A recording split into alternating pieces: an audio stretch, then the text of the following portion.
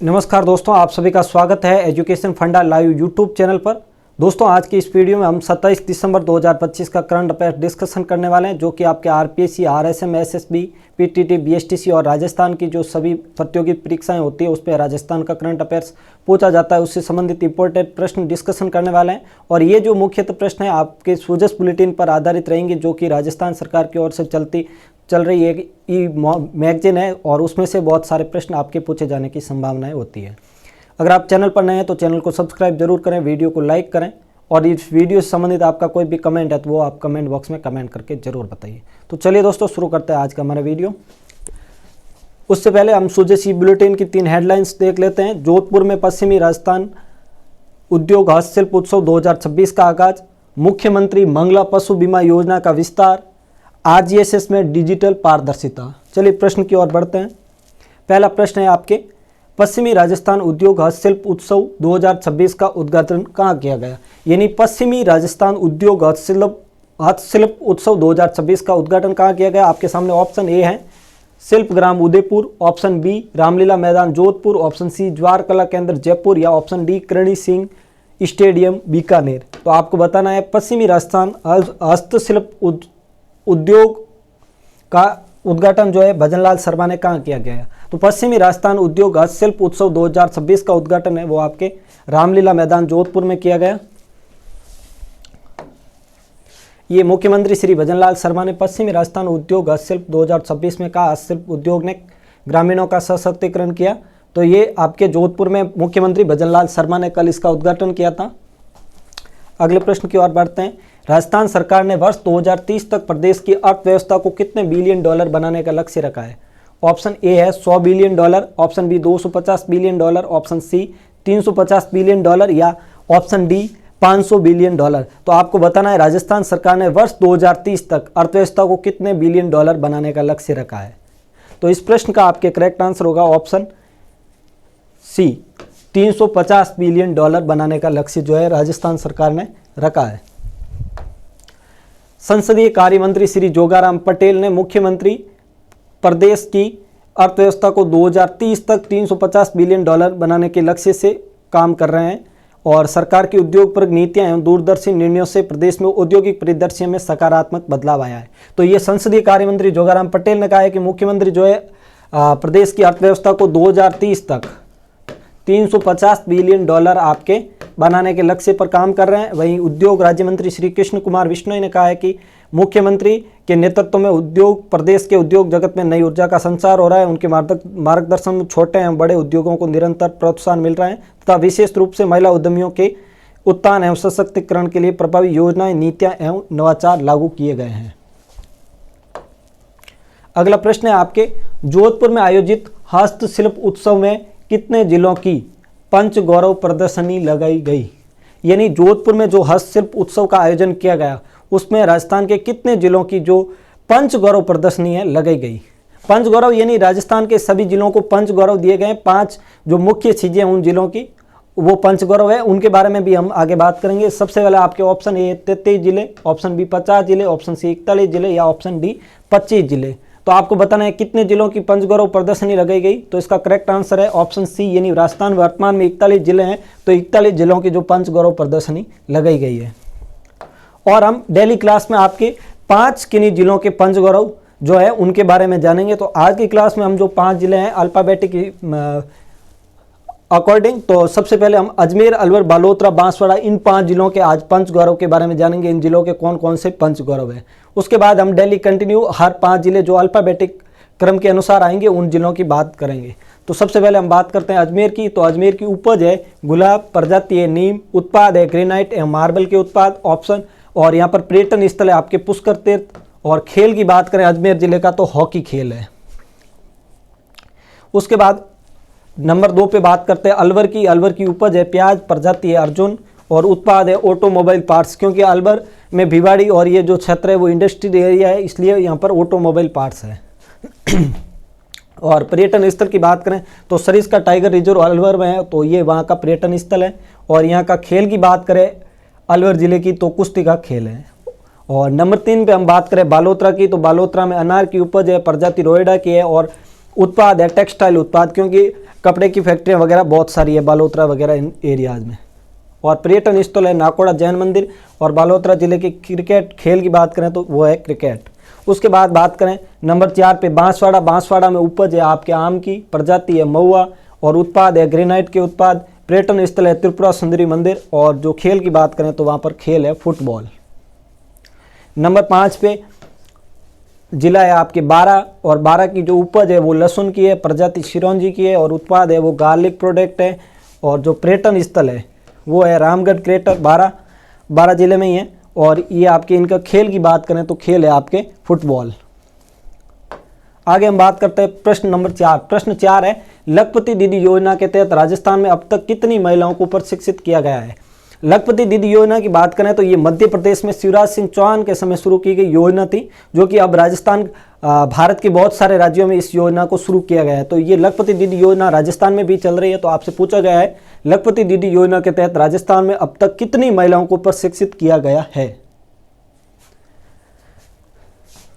Option A है 10 लाख से अधिक, ऑप्शन बी 15 लाख से अधिक, ऑप्शन सी 19 लाख से अधिक, या ऑप्शन डी 25 लाख से अधिक। तो यहाँ पर लखपति दीदी योजना के तहत राजस्थान में अब तक कितनी महिलाओं को प्रशिक्षित किया गया, इस प्रश्न का आपके करेक्ट आंसर होगा ऑप्शन सी, यानी 19 लाख से अधिक महिलाओं को जो है इसमें प्रशिक्षित किया गया है। इससे जुड़ी जानकारी भी देख लेते हैं। तो ये देखिए प्रदेश में अब तक 19 लाख से अधिक महिलाओं को लखपति दीदी योजना के माध्यम से प्रशिक्षण देकर 12 लाख से ज़्यादा लखपति दीदी बनाई गई है। साथ ही अब मिलेनियर बनने भी जा रही है, यानी 19 लाख से अधिक महिलाओं को लखपति दीदी योजना के माध्यम से प्रशिक्षण देकर बनाया गया है। प्रशिक्षण 19 लाख महिलाओं को दिया जा चुका है। और इसमें कुछ इंपॉर्टेंट न्यूज है वो भी देख लेते हैं। राजीविका के माध्यम से महिलाओं को सशक्त किया जा रहा है, और मुख्यमंत्री ने कहा कि प्रधानमंत्री श्री नरेंद्र मोदी के नेतृत्व में हम आत्मनिर्भर भारत के सपने को साकार कर रहे हैं। रोजगार सृजन कार्यक्रम, औद्योगिक प्रोत्साहन शिविरों से रोजगार को बढ़ावा दिया जा रहा है। और ये आपके इंपॉर्टेंट है, मोस्ट इंपॉर्टेंट है, पीएम विश्वकर्मा योजना में 21,73,000 व्यक्तियों ने ऑनलाइन पंजीकरण किया है। योजना के तहत 54,202 लाभार्थियों को ऋण स्वीकृत कर लाभार्थियों को ऋण उपलब्ध कराया गया है। वहीं ये भी विश्वकर्मा योजना के तहत आप देख सकते हैं कारपेंटर, मूर्तिकार, कुम्हार, राजमिस्त्री सहित 18 ट्रेड्स के दस्तकारों को 5% ब्याज दर पर ऋण के साथ 2% अतिरिक्त अनुदान दिया जा रहा है।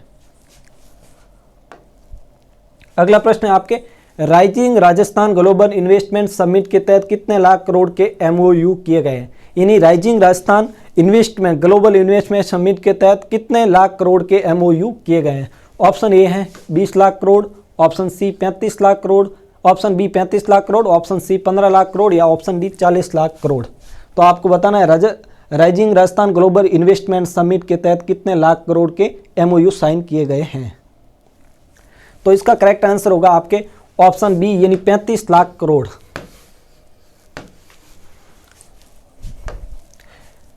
यहाँ पर देख लीजिए मुख्यमंत्री ने कहा है कि राज्य सरकार द्वारा गत वर्ष आयोजित हुए राइजिंग राजस्थान में 35 लाख करोड़ रुपए तक के MOU हुए हैं, जिसमें 8 लाख करोड़ रुपए से अधिक के प्रोजेक्ट्स की ग्राउंड ब्रेकिंग हो चुकी है, यानी ग्राउंड लेवल पे उनके कार्य को शुरू करने की प्रोसेस है वो की जा चुकी है।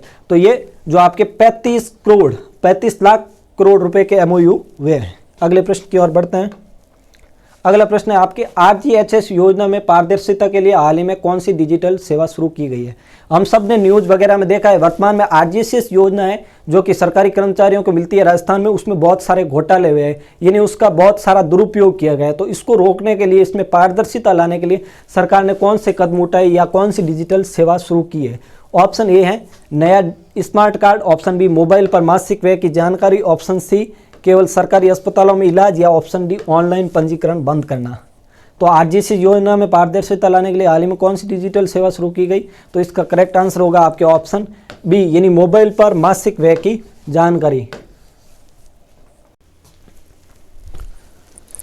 यहाँ पर 7वां प्रश्न है हमारे मुख्यमंत्री द्वारा की गई घोषणा के अनुसार अटल काव्य स्मारक का निर्माण जयपुर में कहाँ किया गया। Option A Kanak Vrindavan, option B central park, option C Jawahar Kala Kendra, या option D city park Mansarovar. यानी आपको बताना है मुख्यमंत्री द्वारा अटल बिहारी वाजपेयी की जयंती पर काव्य स्मारक का निर्माण जयपुर में कहाँ किया जाएगा, इसकी घोषणा की है। तो कहाँ घोषणा मतलब कहाँ पर इस पार्क का निर्माण किया जाएगा। ऑप्शन ए है आपके सामने Kanak Vrindavan, option B central park, option C Jawahar Kala Kendra या option D city park Mansarovar. तो आपको बताना है अटल काव्य स्मारक का निर्माण कहाँ पर किया जाएगा। तो इस प्रश्न का आपके करेक्ट आंसर है option D city park Mansarovar.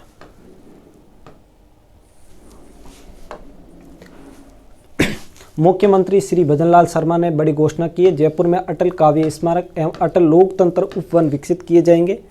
तो यहाँ पर देखिए श्री भजनलाल शर्मा ने भारत के पूर्व प्रधानमंत्री अटल बिहारी वाजपेयी की जयंती के अवसर पर जयपुर में अटल काव्य स्मारक एवं अटल लोकतंत्र उपवन के निर्माण की घोषणा की है। घोषणा करते हुए उन्होंने कहा सिटी पार्क मानसरोवर में अटल काव्य स्मारक का निर्माण किया जाएगा। इसमें ई लाइब्रेरी सहित बहुत सारी सुविधाएं होगी अटल पार्क में। अगला प्रश्न है राजस्थान लॉजिस्टिक पॉलिसी 2025 को कब लागू किया गया। ऑप्शन ए जनवरी 2025, ऑप्शन बी फरवरी 2025, ऑप्शन सी दिसंबर 2024 या ऑप्शन डी मार्च 2025। तो आपको बताना है राजस्थान लॉजिस्टिक पॉलिसी को कब लागू किया गया। इसका करेक्ट आंसर होगा आपके ऑप्शन बी फरवरी 2025। अगला इससे रिलेवेंट जानकारी वो देख लेते हैं। राजस्थान में निर्यात को 1.50 लाख करोड़ रुपए तक बढ़ाने के लिए राजस्थान एक्सपोर्ट प्रमोशन पॉलिसी अधिसूचित की गई है। एक जिला एक उत्पाद पहल के तहत राजस्थान में ओडीओपी नीति तथा राजस्थान लॉजिस्टिक पॉलिसी 2025 को फरवरी 2025 को लागू किया गया। चलिए आगे बढ़ते हैं।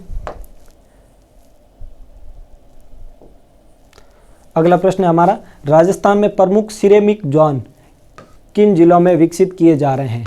आपको बताना है राजस्थान में सिरेमिक जोन है वो राजस्थान के किन जिलों में विकसित किए जा रहे हैं। ऑप्शन ए है जयपुर और अजमेर, ऑप्शन बी चित्तौड़गढ़ और बीकानेर, ऑप्शन सी कोटा और बूंदी, ऑप्शन डी उदयपुर और पाली।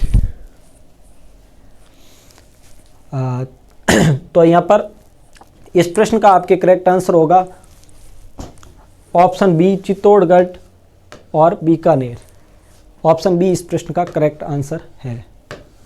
तो राजस्थान के दो जिले चित्तौड़गढ़ और बीकानेर जहां पर सिरेमिक जोन विकसित किया जा रहा है। जोधपुर के बोरानाड़ा क्षेत्र में विस्तार क्षेत्र में 161.75 एकड़ पर हैंडीक्राफ्ट और फर्नीचर पार्क विकसित किया जा रहा है तथा चित्तौड़गढ़ और बीकानेर में दो प्रमुख सिरेमिक जोन विकसित किए जा रहे हैं। अगले प्रश्न की ओर बढ़ते हैं।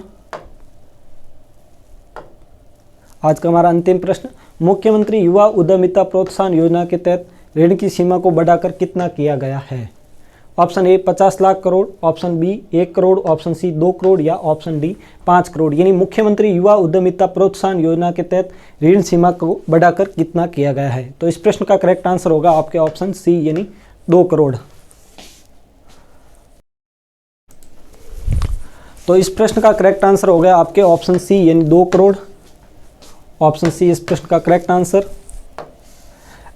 युवा उद्यमिता प्रोत्साहन योजना में ब्याज पुनः भरण की ऋण सीमा को बढ़ाकर 2 करोड़ रुपए की गई तथा राजस्थान वित्त निगम द्वारा 332 करोड़ रुपए के ऋण को स्वीकृत किए गए। तो ये थे आज के हमारे राजस्थान के करंट अफेयर्स के कुछ क्वेश्चन। आपको धन्यवाद दोस्तों। तो आज की क्लास आपको कैसी लगी आप कमेंट बॉक्स में कमेंट करके जरूर बताइए। अगर आप चैनल पर नए हैं तो चैनल को सब्सक्राइब जरूर करें, वीडियो को लाइक करें। Thank you so much.